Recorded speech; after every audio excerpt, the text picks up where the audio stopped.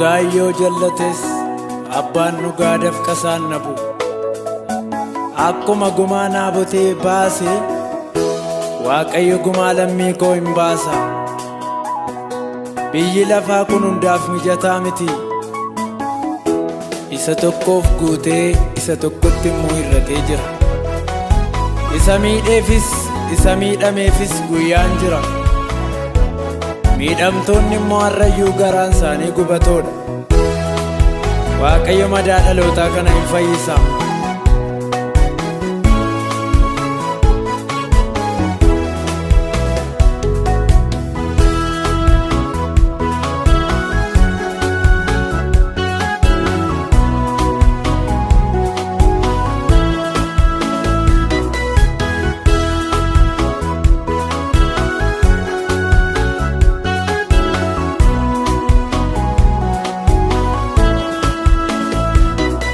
Madaan garaa dhalootaa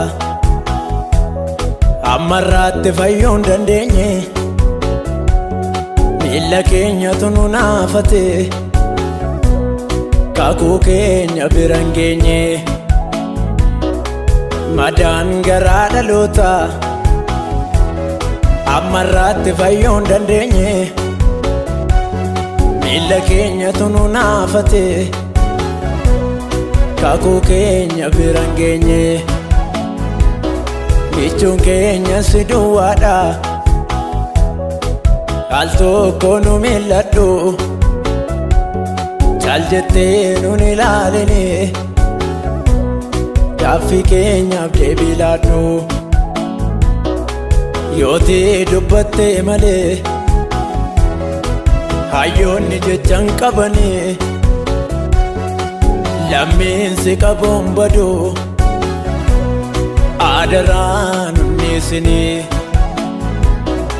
Yooti dubbatte malee mootonni jechan qabani. Biyyi si qabuun badu aadaraan hunneessini. Aadaraan hunneessini. Aadaraan hunneessini. Aadaraan hunneessini.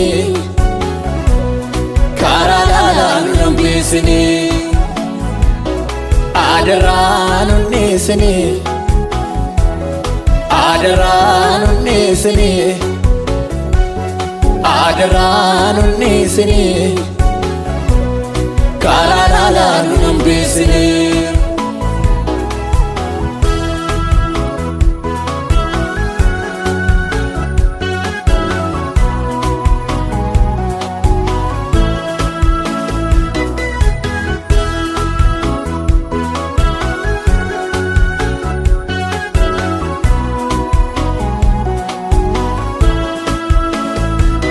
Gaaffiin keenya dhedheerate achi fagaate guyyaani. Utuu hin boqotin dhuma barri keenya boo'ichaani. Bitaa mirga laallee dhabne hunduu garaa nutti jabaate. Ati duwwaan hirkoo nuuf ta'i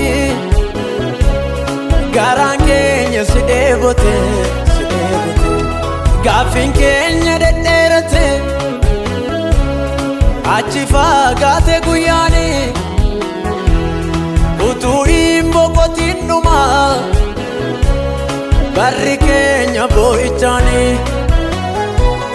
Bitaa mirga laallee dhabne hunduu garaa nutti jabaate. Ati duwwaan hirkoo nuuf ta'i garaan keenya si dheebote. Aadaraan hunneessini. Aadaraan hunneessini. Aadaraan hunneessini. Karaa laalaan nu hambisini. Aadaraan hunneessini. Aadaraan hunneessini. Aadaraan hunneessini. Karaa laalaan nu hambisini.